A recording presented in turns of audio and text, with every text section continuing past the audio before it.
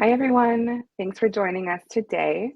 We'll give everyone a minute or so to kind of get in, get settled, grab that cup of coffee, if it's later in the day, glass of wine, whatever it's calling your name right now, and then we'll go ahead and get started in just a few seconds here.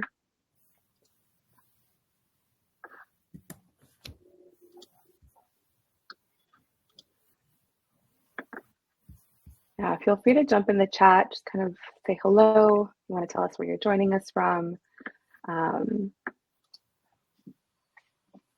Definitely want to make this a community event here. Hello, Berlin. Oh, rainy Berlin. Oh no. Dallas. Paris. Ooh. Toronto. Okay. We're very international. I like this.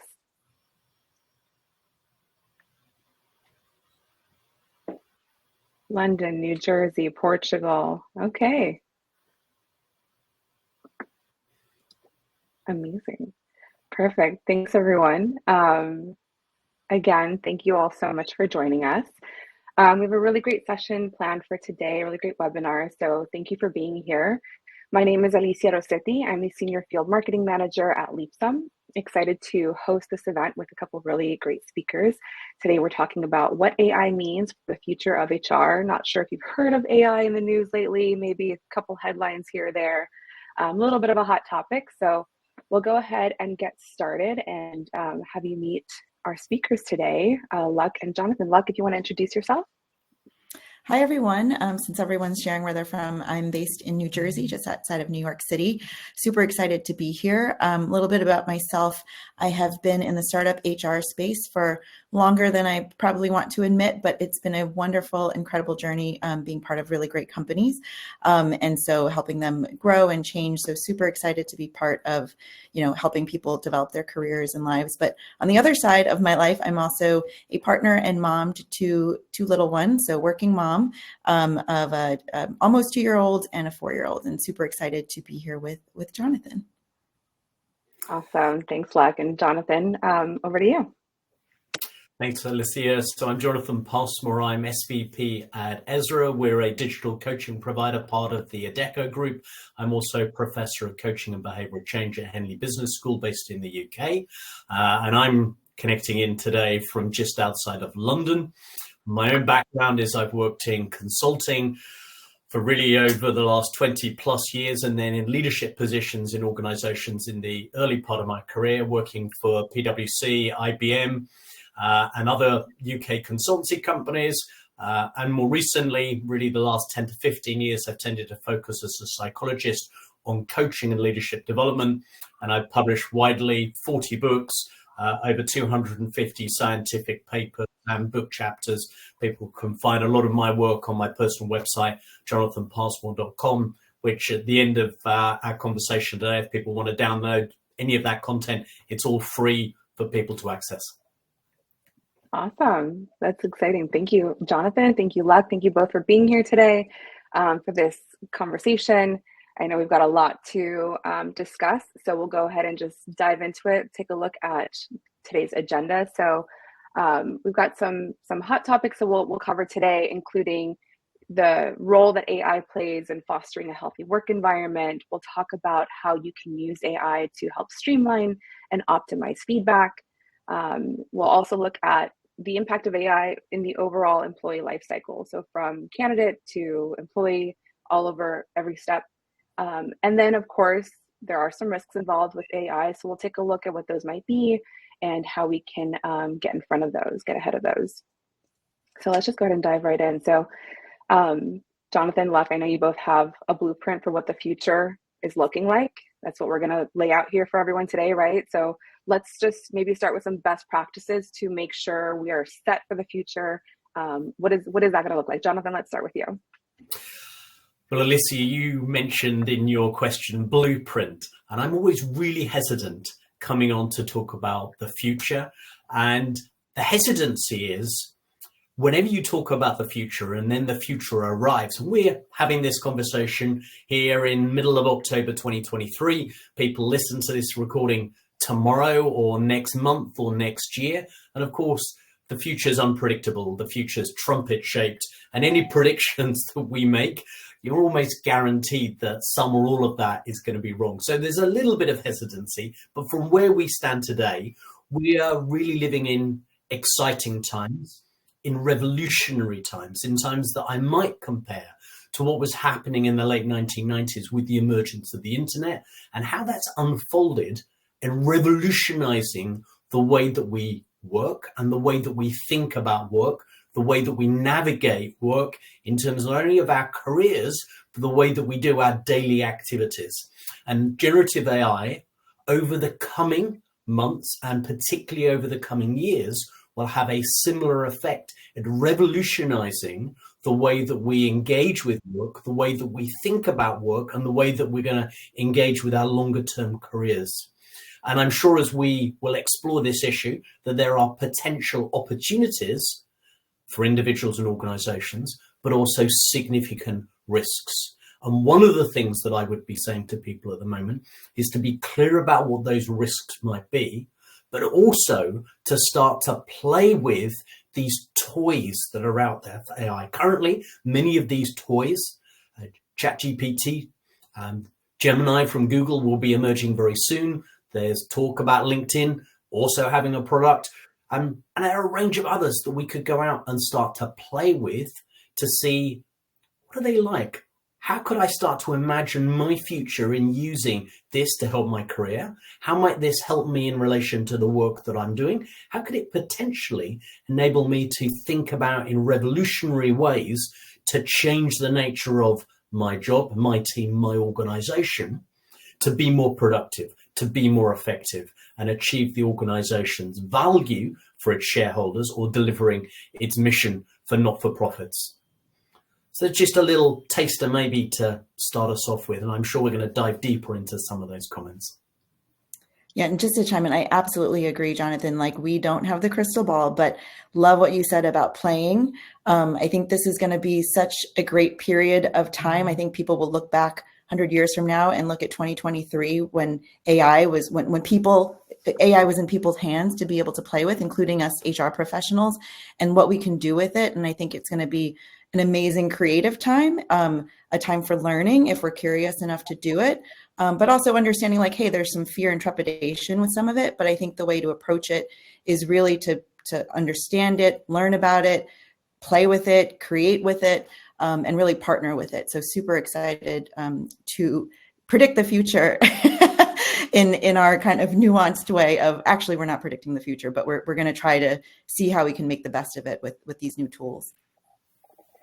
Yeah, and Luck, you used a term that I really like, just being curious. And so as we look at how we can be curious and we look at what are some of those functionalities that already exist out there that we're kind of, playing with, what are some ways that AI can be a beneficial asset for those daily tasks? So like I've used ChatGPT trying to write up, an event description, let's say, hypothetically, this is what I want to be talking about. How can I kind of formulate something that's going to be really engaging? So that's, one way that I've kind of utilized the tool. How, when we're looking at HR professionals, are we looking at ways that that HR can really utilize the tools that are out there and be open to really implementing them in their day-to-day? Absolutely. Happy to kind of talk about some real world examples. So with the emergence of ChatGPT, more actively, similarly, Alicia, we can plan an event, an agenda. I recently, in a previous role, helped to create a workshop, and we needed to pull everyone together, wanted to tie a couple of ideas together. So use ChatGPT as a partner to kind of brainstorm and outline for an agenda. And of course, iterated on it quite a bit, asked a few more prompts and questions, but it really was a time saver in terms of thinking through, hey, how could I approach this topic? How can I make an agenda for this design? And then how can I train folks on it? And then use my own knowledge to kind of supplement that. And then came out with something that probably took me a lot faster. And so freed me up for time. So that was something that was practical on the kind of learning and development and training side. And on the other side, just like internal communications, like any kind of drafts we have to send out, really getting a sense and a sentiment. So we have that first draft ready to do something. I think also being able to pull data and get kind of a summary of things that are doing. Like I know Leapsome, our platform right now, if we do an engagement survey, and this is something from the HR world, from when I used to have to, plan the survey, think of all the questions, do all of the stuff, and then you get time to kind of pull the data out. And teams of one, small HR teams, it's hard to kind of get everything done. And some of that falls on the back burner, but by the time you have time to look at it, the data is already outdated. And so, using Leapsome and having their summary and the AI partner to kind of generate things has really helped us to understand and summarize things for our business leaders in a much quicker way and really understand employee sentiment in a much quicker way. So I'm finding, just even in the systems we're using, whether Leapsome or not, LinkedIn, whatever, there's all these little nuances that technology is putting in place now that you can actually just play with it and not be so afraid of what it's going to do, and not kind of hold yourself back from being able to use a new technology in a way that can actually serve you and help create a better output and outcome. So let me build upon what Luck's saying. So I think we can use it across the employee life cycle. We can be using it as described about marketing events, around writing content and for communications. But if we look to the start of that process in terms of thinking about advertising, reaching our target audiences, helping us in the selection CV sift to identify keywords in communications, CVs, applications that come in, to then produce us a short list of candidates that may be desirable. And what's interesting when we look at AI, generative AI, that's completing those sorts of tasks, is that it lacks the bias that we as humans have. It lacks the bias that we're looking for particular things often that are not stated in the criteria. So in terms of fairness and equity, potentially, as long as we're really clear about the criteria and that they are open and equitable for a selection process, it's more likely to then generate candidates that meet those criteria and miss out the bias that all humans are subject to. So it can enhance our processes here. It can certainly enhance our processes in terms of communication, events, but also we might think about it in terms of wider learning and development. So a specific example might be the work that we're doing at Ezra. So we're a human coaching digital business. We leverage technology to have conversations through technology, but it's a human-to-human coaching conversation. But we recognize that AI can supplement that. And we're supplementing it through the development of Kai, which is our digital learning nudge tool that helps individuals between coaching sessions to engage with learning content that we are providing to them.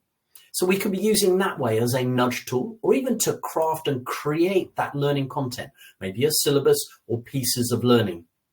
And then as we move through the learning cycle for individuals, that potentially we will have conversational assistants that can work with individuals that might act as a reminder of a tool. And we hear some of the communications that are coming out from the larger tech firms that they're already developing applications that are likely to be emerging over coming months that will be a co-pilot to work with an individual or organization. So Microsoft are developing a co-pilot tool that will help us to optimize our productivity.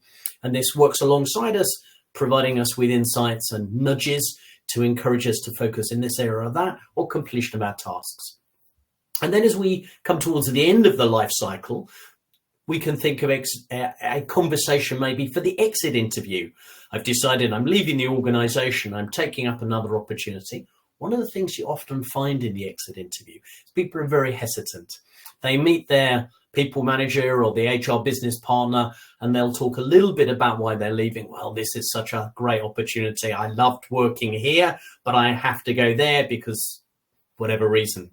There are probably other reasons that they're reluctant because of social desirability to mention in that person-to-person conversation. They don't want to burn bridges. They don't want to be unkind to the organization.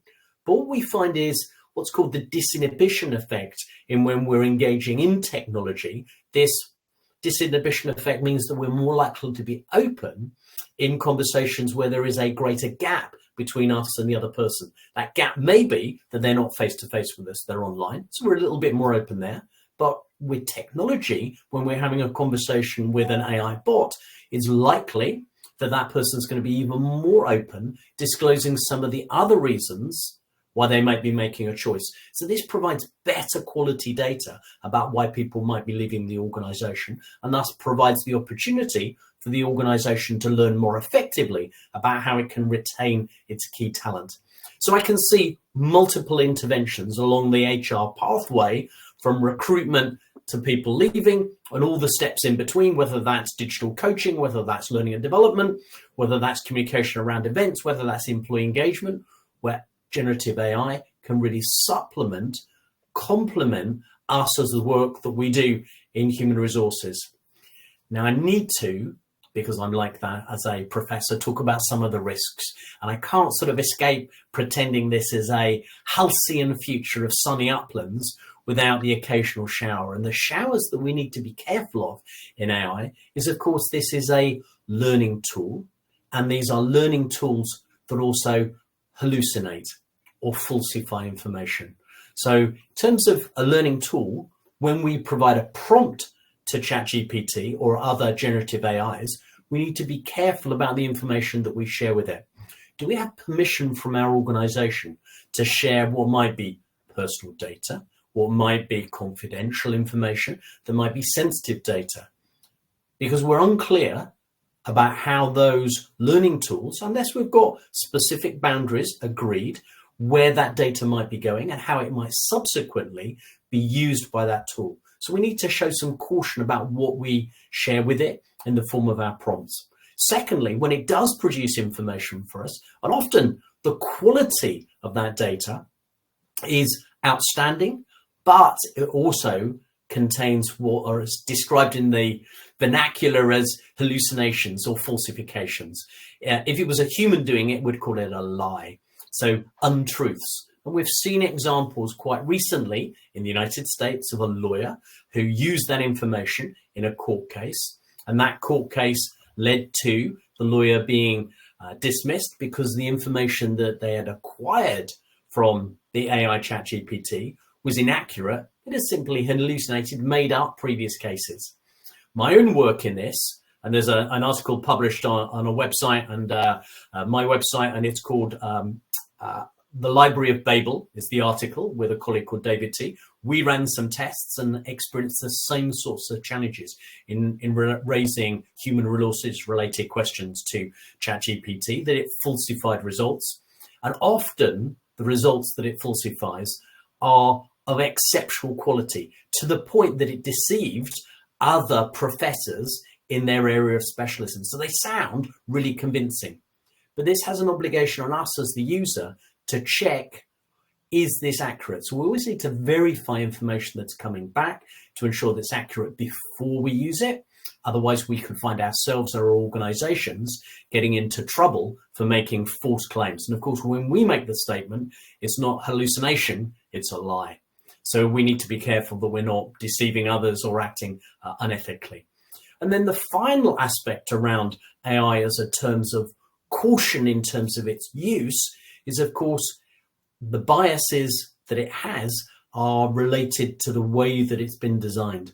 So, of course, it's designed by humans, it's gathered data from the internet, and that may contain unhelpful, biased, or unethical statements. So again, there's been a recent case that's happened within the European Union of a chatbot in counselling working with an individual who was depressed. The individual was asking about how they took their own life, and the AI application colluded with them to commit suicide. And so we need to be careful about what is this AI's purpose, what biases might be built in that we as the human need to spot. Those biases might be gender related, they might be race or color related, they might be nationally related, and how we then ensure that we are not feeding that into any of the uses that we're applying in terms of communications or other uses in our organizations. We need to filter out the untruths, the biases, and prevent ourselves releasing sensitive information that the tool shouldn't have access to. So super exciting, need to play, but we need to play with care in the sandpit. Yeah, I think that was like a really kind of great overview of kind of the good, the bad, and the ugly, right? So let's, as we kind of see what that looks like, and we have this really exciting opportunity to see where this can kind of fit into our daily lives, always with that mindset of safety, of, you know, what are the risks and how do we get ahead of those. So I'm going to jump a couple slides here because Jonathan, you mentioned the employee life cycle, and wanted to kind of dig into that a little bit more because specifically, Jonathan, you talked about, you know, in the recruitment process, right? So when we, you know, there's ATS and there's, you know, how are we looking at CVs, resumes that come through when we're looking to fill roles? What does that process look like? And how can AI take maybe some of those biases away? So you talked a bit about that. I'd love to also hear more from both of you about how AI can kind of still play a role, even, okay, we've hired the candidate, we made an offer, hired the candidate, they've joined, they're onboarded. How do we continue, by utilizing AI, how do we continue to remove those biases in reviews, in feedback, in kind of like creating a, you know, psychologically safe environment for that employee to really thrive? How can AI help the HR team to really kind of facilitate a successful work environment and a safe work environment? Jonathan, would you like to go? Or would you like me to? I'm very, very happy to go first, Luck. I think a really important starting point, Alicia, and it's interesting from the research that we've carried out within the Adecco group that this isn't the case, but around about half the organizations across the world have yet to set policies for the way that their employees engage with generative AI tools. And I think a real first step for all organizations is to think about who has access, who should have access, and how do we manage that access to these particular applications. So they're protecting their organization data, protecting their commercially sensitive information, while at the same time providing opportunities in a supportive environment to encourage learning and development of their workforce. So people are not frightened sitting there about what could be sitting outside. They don't have the opportunity to play, but putting those fences, those safeguards, those handrails in place for employees with an explicit policy about this is how you can use it. These are the tools that you can use. This is how you can do it. Supporting that with training and development. And then allowing people in a variety of different roles to start testing out within that policy how generative AI can contribute towards improved productivity and improved outcomes. But the starting point is policy. The second step is training. And the third step for me is about an opportunity to allow that human curiosity, a playfulness to engage with these applications. Absolutely. And building on from that. So I think it starts even before the employee joins. I think some candidates out there are actually using AI to help create their resume. And I think that's kind of what's happening right now. Everyone's starting to play with it for themselves and what they need to do and what they might need to contribute.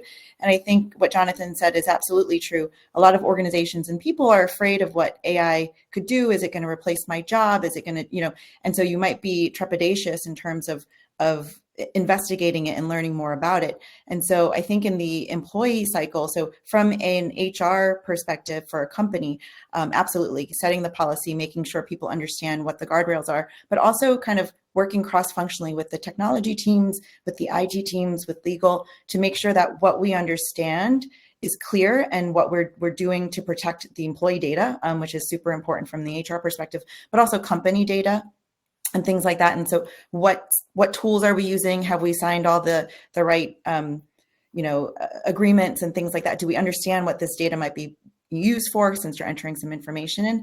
But I think giving people that comfort of understanding what the boundaries are and all of that can help them. And then as you go through the workforce, like we said, if it's just pulling from the internet, like, hey, there's probably going to be some bias in there. But I do think in the evolution of AI, there's going to be tools to help us spot bias. And so this is where I think within the cycle of, you're doing a compensation review cycle. Are you being fair? So normally you'd have to pull the analysis, but if you can run an AI on top of that to learn what's saying, it can spit out a report that says, actually, it looks like you're biased towards men or this gender or this role versus this level. And so it can help us see more clearly the things we're doing before we take action. So it's a tool in helping us to navigate and see and become aware of things that are happening.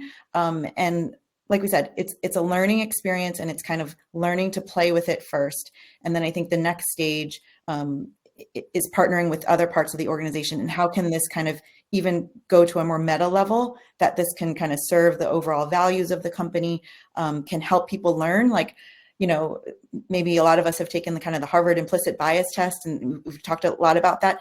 In the world of AI, I feel like you can figure out, hey, am I doing this? You don't mean to be doing this. You're not conscious of it, but maybe AI in a tool can help you interact in a very safe way, where you can finally see, oh, okay, I did do that. And maybe I need to pause for a second and think about this in a different way. And I think in a world with diversity, inclusion, impact remaining very important, even if, you know, politicians disagree, for individuality and all of that, it's really important to know that these tools can actually help support learning, versus kind of being afraid of what they might do. So I think through analytics, the better this gets, we're going to get better reports. It's going to save us more time, but it's also going to help us learn individually. And like Jonathan said, these nudges are really helpful, and they're private. So you can feel very safe that you're just getting it because it's helping you, because it's learned who you are.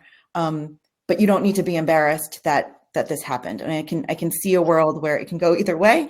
But I think if we approach it as technologists, even who are building these tools, thinking about that human experience and the interaction with it, I think we can, you know, get to the next level of human potential and what we can do at work and at life.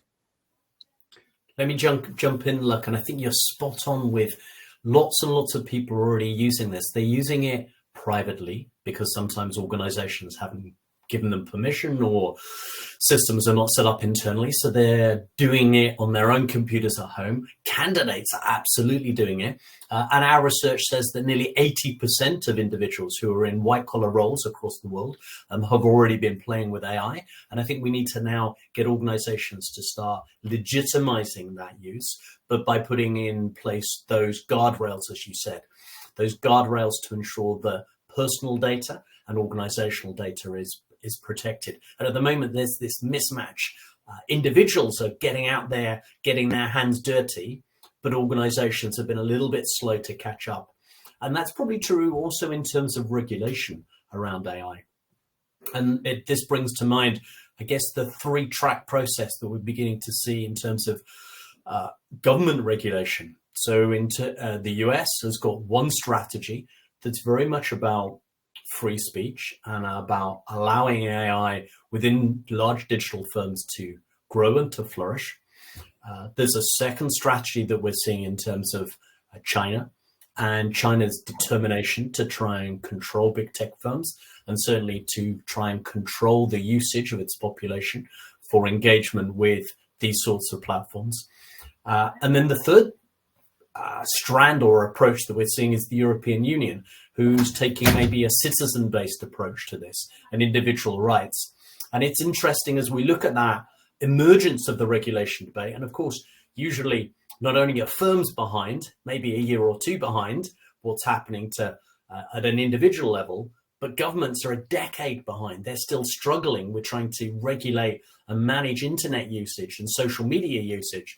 And I can see it probably being maybe 26, 28, 32 before the EU or the US put in place legislation to protect individuals or to facilitate and enable organizations to grow and to flourish. And it will be interesting to see which of these models triumphs, because at the moment we're at a level of debate, but it may take 3, 4, 5 years for that debate to settle. And then firms, Google, Microsoft, and other players will have to then try and operate to the multiple channels of regulation that are emerging from China, European Union, and from the US. So it's a fascinating time, but at this stage, organizations have really got to catch up with employees who are currently racing ahead. Yeah, no, that I think all of that is really, I mean, it's true, right? We're seeing it kind of play out. This is something that think we saw it before in Hollywood with robots, and now it's, okay, it's not robots, they're not taking over, the cyborgs aren't here yet. But what does it look like, and what should it look like, and what will it kind of continue to build into? So I absolutely, I'm curious to see kind of, what we're going to be seeing in 26, 32, and kind of how the rest of the world starts rolling this out officially. I'd love to hear from you both about kind of, there's been a topic about skills-based strategies, like for employee growth. And so within organizations, what kind of role do we see AI playing in kind of helping to support that? What does that look like now? What can it look like as maybe organizations kind of turn to more of a skills-based focus? I'm happy to jump in. So I think it's right. I think developing skills is really important, and a lot of organizations are shifting from, you having this many number of years of experience or this title or that title, to really understanding what the role each person should play, and like what we need to do, and as you grow in your journey. And I think AI can be really helpful in helping you, again, yourself, learn about where you have gaps and where you might want to learn. It also, I think, is helpful at finding the courses and things that you might want to pick up on.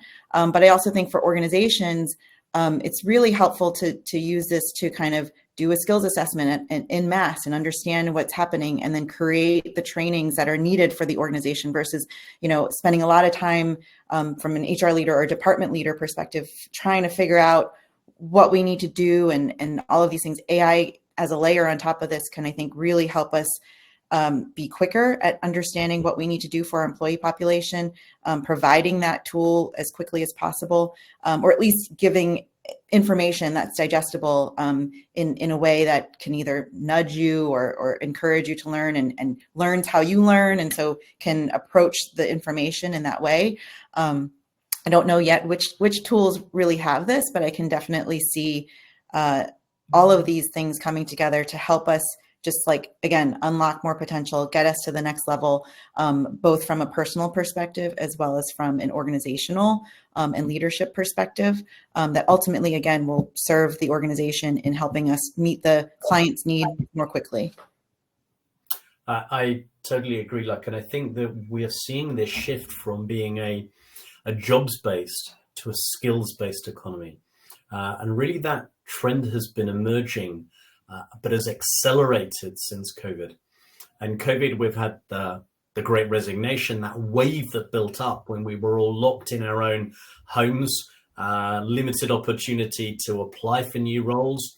And then as everybody started to return back to a more normalized way of working, new opportunities came on stream, and we had the Great Resignation, people moving roles. But there's still a scarcity of talent, and retaining that talent and developing that talent remains a challenge for organizations. And alongside this, of course, is we've got the AI revolution that's happening, and wider technological and organizational changes that are happening that leaders need to respond to.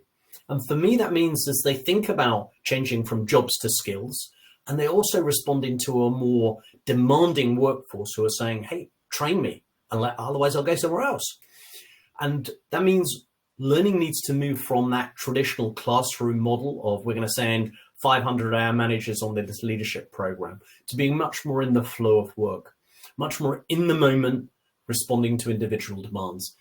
I think secondly, it also needs to be more personalized, and that has led to the explosion that we've seen in interest in coaching, and in particularly in digital coaching. So most enterprise organizations, most medium-sized organizations are now leveraging the power of coaching for those conversations to be personalized. What do you want to learn right now that helps you with a problem that you've got sitting on your desk or on your email system that you've got to resolve this week? And coaching is fabulous, allowing that to happen.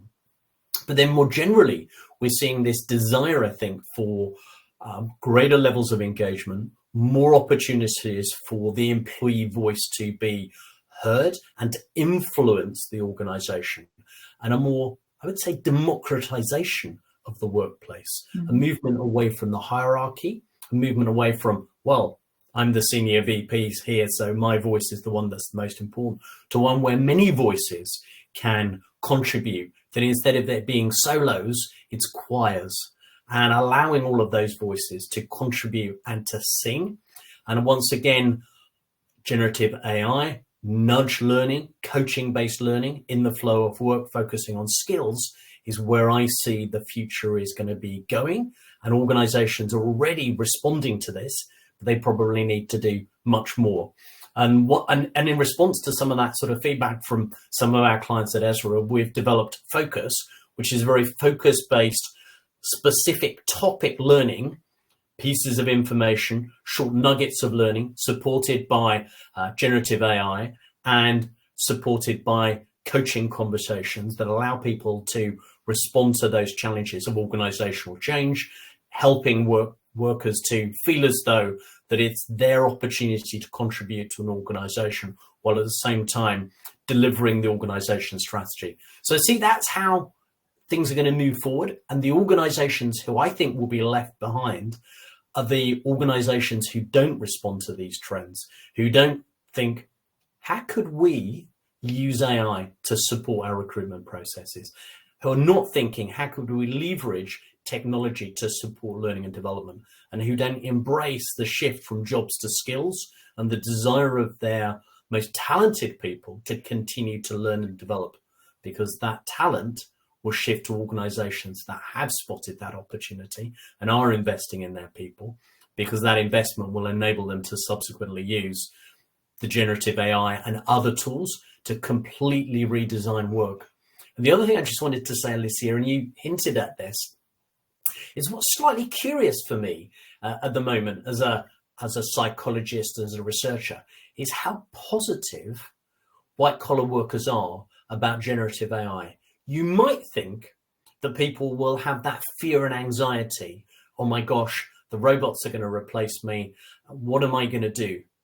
And I think many people in the knowledge economy have recognized what has enabled them to be successful in the past is their ability to continue to reinvent themselves, to continue to learn new skills, and their interpersonal skills as being particularly important to help them to progress their careers and to succeed in the workplace.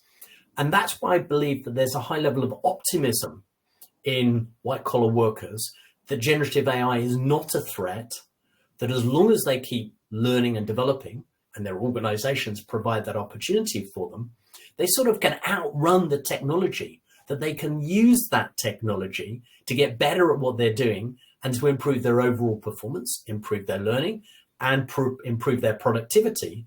That it means that their role, while it might not be the same as last week or last year, they still have a future in the world of work and still can be a productive contributor either to their organization or to the next organization. So this is a little bit like, if I can use a metaphor here, is the idea of blacksmiths, and the blacksmith can say, okay, I know, here I am, I'm making horses' hooves, and then the car comes along. I've got no role here in relation to this. Horses are out. Next decade, cars are going to be in. But of course, the blacksmith can reinvent themselves. They can reinvent themselves as the jeweler, making fine pieces of gold or jewelry. They can reinvent themselves as somebody in the factory crafting those cars. They can reinvent themselves in a multiplicity of new roles, drawing on their old skills, adding new to respond to the new economy that's created, in their case, in terms of the use of metal, in our case as knowledge workers, leveraging AI.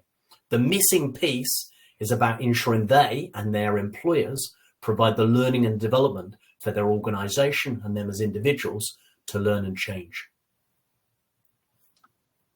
Yeah, I think it's really insightful, especially that I love that analogy and kind of seeing the differences there. I think a lot of the times, we think, especially like for white collar workers, to your point, Jonathan, when you talk about kind of being able to like adopt it, learn from it, and grow. Like one of the things that I've been seeing a lot of is AI will serve a function, AI serves a function, but you still need to have that person that needs, still need to be that, it's not going to replace the people because it still needs a personal touch. So AI can only go so far, and then we have to kind of, we have to work in conjunction with it. I want to jump back to, you talked about a little bit about some of the trends that we saw in recent years. And one of the trends, that we've been seeing is an increased demand for feedback from employees. They want to hear from their managers, how are things going? How am I doing? Is this working? They want to kind of have a more continuous feedback cycle, for a manager who maybe has quite a few direct reports, sharing that feedback 3 months, 6 months, however often it is, can be a lot. And so I wanted to kind of highlight, one real world way that we can really incorporate AI that I think a lot of people that are tuning in here can really kind of lean into, because it's a reality for a lot of folks who, they have to write reviews, they have to give the feedback. How can I do that in a way that is impactful to my direct reports and really kind of gives them the feedback that they need and that they're looking for, that's helpful for them. But, I'm not spending every day writing, feedback reviews and all of that. So how can we kind of leverage that? And Luck, I'm curious to see kind of in your experience as the HR practitioner here, how you've seen that, what are some kind of thoughts around it? If you want to kind of let us know a little bit.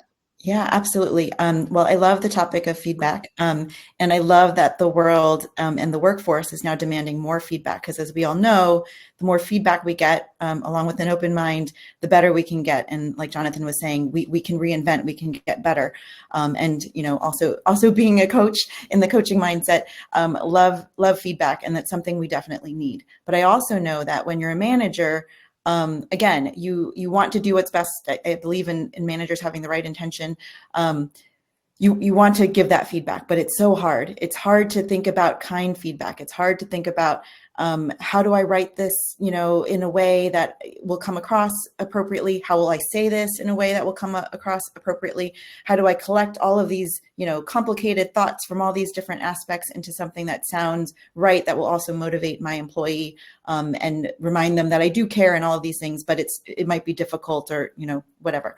And so I found that this has been a very difficult part of kind of doing reviews and performance. Like, it's usually because the manager is delayed. They don't want to share the feedback. It might lead to kind of a performance improvement plan, things like this that have outcomes that we don't really want, right? Like the negative side of it, avoiding the conversation. And where I think AI can help, and Leapsome, proudly offers this in our performance platform as well, is it helps you kind of summarize what you're thinking, what your notes over the last one-on-ones have been, and gives you kind of a rough draft. It helps you to co-pilot, like Jonathan said, some sort of review that you can then look at and engage with and take the perspective of like, how would my direct report really take this, knowing who they are, all of those things. So helping you to summarize that. And I think all managers realize, like, sometimes when you're writing, 10 reviews for your team, it just becomes a big workload in that one moment in time. And so having this rough draft before you're able to really dive in can really help you get a jump start into doing that. But then it leaves your brain, like the higher power brain, to be able to step back and really think about what's kind, what does this employee need versus that employee? How direct can I be with this employee? How should I start providing this feedback over time to this employee? And because you can kind of see more clearly the feedback that's being pulled out with the help of AI, as well as your people business partner. So it doesn't kind of take away from this, but you have something to respond to. And I found that just human nature, it's easier to respond to something and have that version to play with versus kind of coming from scratch. Like, how many of us have just sat there in front of a screen and just like have writer's block about things? And so I really think that this demand is fantastic, but AI will help us kind of super serve it back in a way that allows us to kind of unlock a more human side to responding to feedback and to getting better at giving feedback as well. So I really think that we are about to see kind of more managers feel empowered and more employees feel like they're getting the amount of feedback that they deserve and that they want. And Again, the AI tool can also nudge you to do these things. And so I think it's this developing partnership that we can see that can maybe make us better overall, because once you do deliver the feedback, you've now mastered that and you can kind of get to the next challenge beyond that as well. Curious what Jonathan has to say. Well, as a psychologist, look, I was just listening to you and thinking about the power of technology, and alongside that, the power of us as humans. And probably when I talk about appraisals, I think about three things. Number one of those, and given we've probably got several hundred managers either live or listening on catch up with here, if they were able to do these three things in appraisals, it would enhance the productivity of them and their teams. The first of those is catching people doing it right. That too frequently we as managers catch people doing it wrong, or we think, well, I've got to, every time I give a positive, I've got to give a piece of developmental feedback. I would say focus much more on the positive. And we know this from the way that we work with our children. Look, you were sharing about your family circumstances. I've got 2 teenage girls, and catch them doing it right. Catch them not when their bedroom's in a mess, when their bedroom is beautiful and tidy, and say, wow, bedroom's fantastic. That encourages that behavior. And doing the catching them when they're doing it right is what we should try and do. And doing that 4 or 5 times for every piece of developmental feedback. Second thing that I would say in the human conversation is appraisals are not, let's save it up to the end of the year. And then, do you remember last March when you did this? Talk in the moment. Catch people in the moment to give in the moment feedback. Positive, of course, but also developmental. And we can use a coaching style. How do you think that went? What could you have done differently? Encourages the person to reflect, take more personal responsibility before we step in and say, oh, I'm going to share with you a few of my thoughts for you to take away. So when you come to do the task next time, you'll step forward further and faster. So in the moment feedback, much more powerful than saving it up. And the third thing is about evidence-based feedback. The feedback I've tended to have in my career has tended to be generalizations. That was brilliant, Jonathan. Or alternatively, I can remember a long while ago in an operations director role back in the 1990s, I had a team of about 200 people sat on a leadership team in an organization, and I produced a report, and it's burnt into my soul. I gave it, this was pre-internet days. I wrote the report out, it was typed up, sent it into my boss before it went to the board. It came back with 3 words written on it. This is crap. Okay. So what specifically is crap about it? Where'd you go with that feedback? Nowhere at all. It would have been much more helpful is, this report isn't what I was expecting, Jonathan. What I'd like you to do on the next draft is add some further financial information with a 3-year plan showing income and expenditure. And it would be even more useful if you could also, blah, blah, blah. That's useful. That is developmental feedback, but specifically addressing what needs to change between where the report draft was there to what it needed to be before it went forward to the board. That would have been constructive developmental.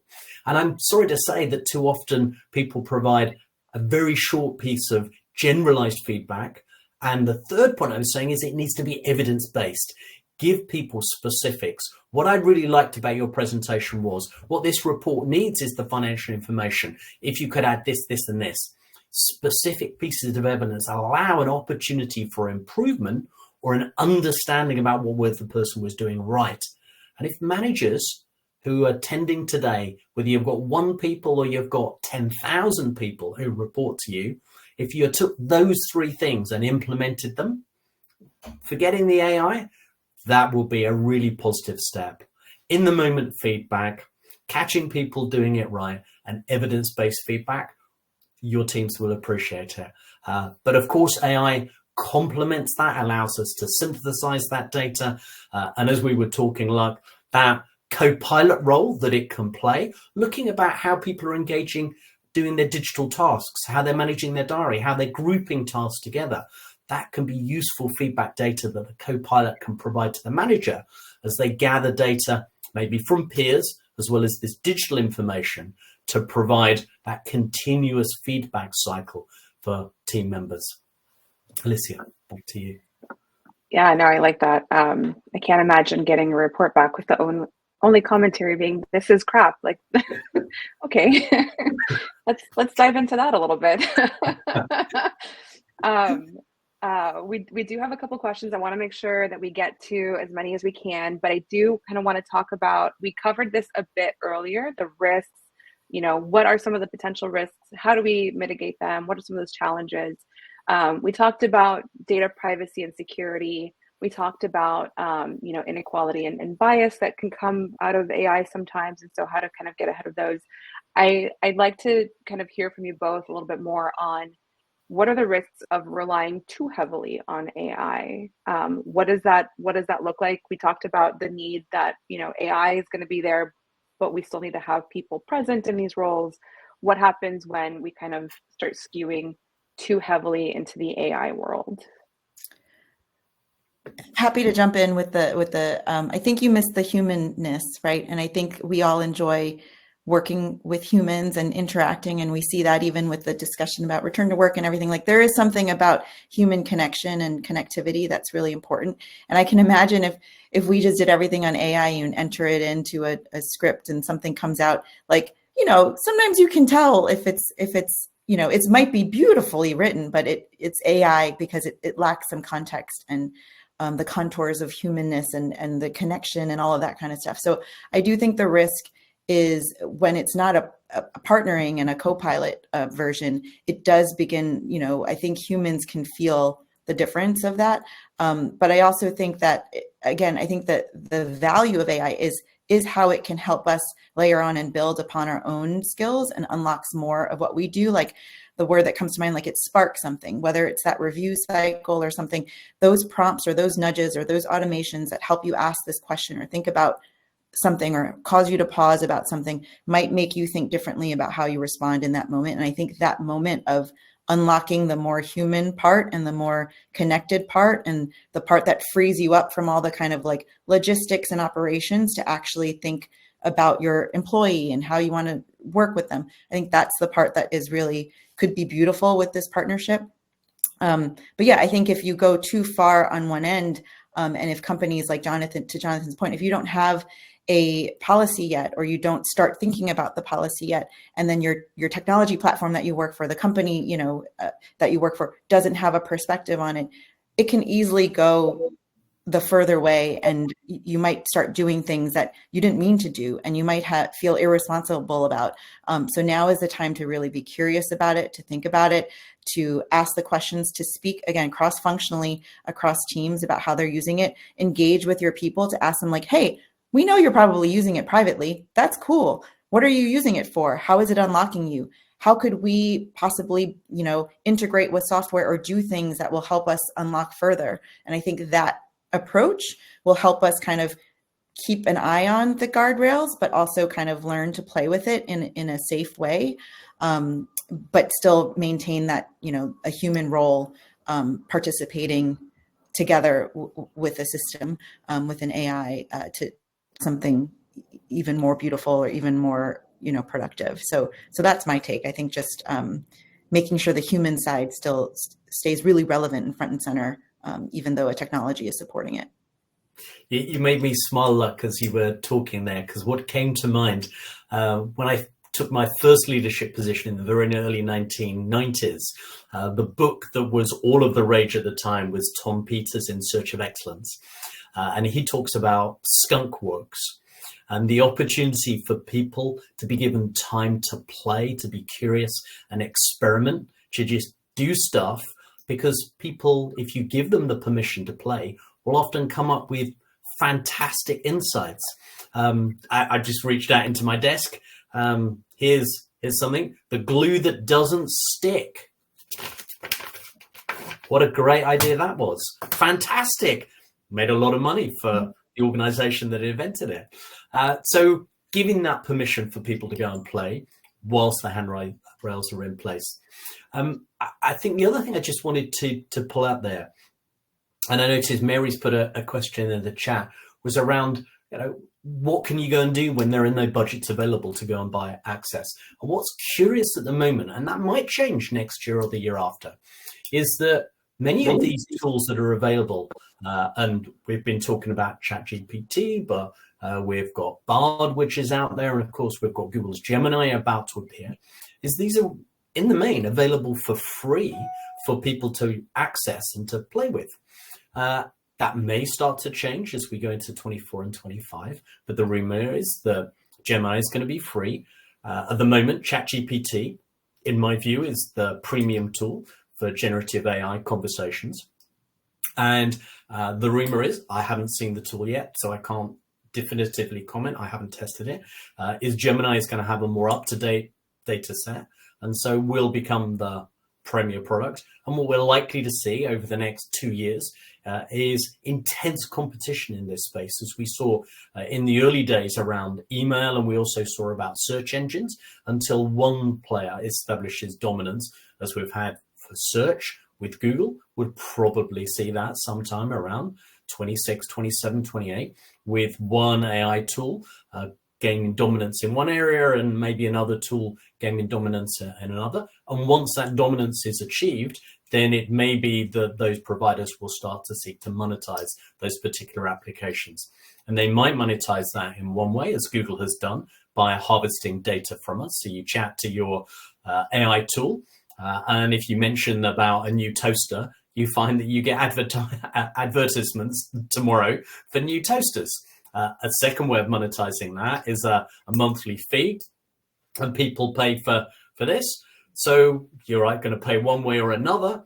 Different models might emerge at this stage. Probably even the firms themselves have yet to make decisions about what's going to be the optimum way for usage and monetization of these particular products. But at the moment, Mary asked the question around what's out there for free. Well, there's loads of stuff that's available for free, and just an encouragement to go and play. And I would say my recommendation is ChatGPT this month is the place to go. And when Gemini comes out, go and compare it, see what it produces. But always, I come back to that, check it for yourself, verify what it produces is true and honest, and that you are happy with your name and your organization's name going alongside the information that you might be sharing with others. Absolutely. And I think, Jonathan, to your point, I think firms are still figuring it out. And I think a lot of technology companies are starting to add components of AI to what your company might already be using. And so it's probably good to ask, your success person or partner, hey, what's on the roadmap in terms of AI for the different systems? And I know there are tons of HR software specifically even coming out, whether it's from the recruiting journey, whether it's from learning and development, where they're utilizing AI in ways that we haven't quite imagined yet. And I think they're looking for people to play around with it and give the demos and all of that and share what they're doing. And I think it's this like giant sandbox time of everyone learning to play with it. And I think it's because there are, concerns about AI. It feels like there's all these acronyms, machine learning, like what is this? And I encourage everyone to really like dive in and understand what it is. Like, I can't say that I'm necessarily the expert. All I can say is like, I'm quite curious about it. And so I would like to explore different resources to learn more about what it is. This coming from someone who's hired machine learning people over time and then just seeing how this evolution has evolved. And so I would say like, there's things out there, and there's definitely tools you're probably working with right now that you have licenses to that you can ask, hey, what's the AI roadmap and how can we get a demo of whatever that looks like, so that you can see how it might impact your organization as well. And look, Leapsome have been pretty quick to look at how you can be using AI. Ezra's been fast out of the block saying, hey, we don't want to throw everything away. What we want to do is complement our human coaching approach and add AI in the way that it adds value, in the same way that you're doing at Leapsome. So you're right. I think lots of companies who are smart and forward-looking are already starting to do this.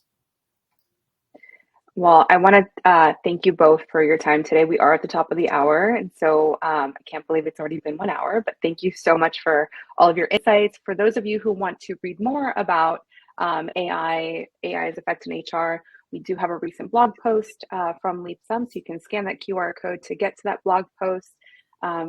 share a little bit more insights. We've got some great HR leaders that shared some of their thoughts in that article as well. And then if you're looking for some additional resources, you can download our work trends report. This was a report that LeapSum partnered with YouGov to survey 2,500 professionals globally and talk about some of the HR challenges and employee needs from around the world. So scan that and you'll get your copy as well. Luck, thank you so much for your time. Jonathan, thank you for your time. It was great working with you both on this. I'm loving this topic. I feel like we could go on for days discussing more, and maybe we'll meet again here virtually and continue the discussion. But really appreciate your time today, and thank you everyone for joining us and sharing your questions. And we'll keep in touch and let you know about the next one. Next time, Luck, Jonathan, and I happen to get together online. Thanks, Alicia. Thanks, Alicia. Thank you, everybody. Thank you.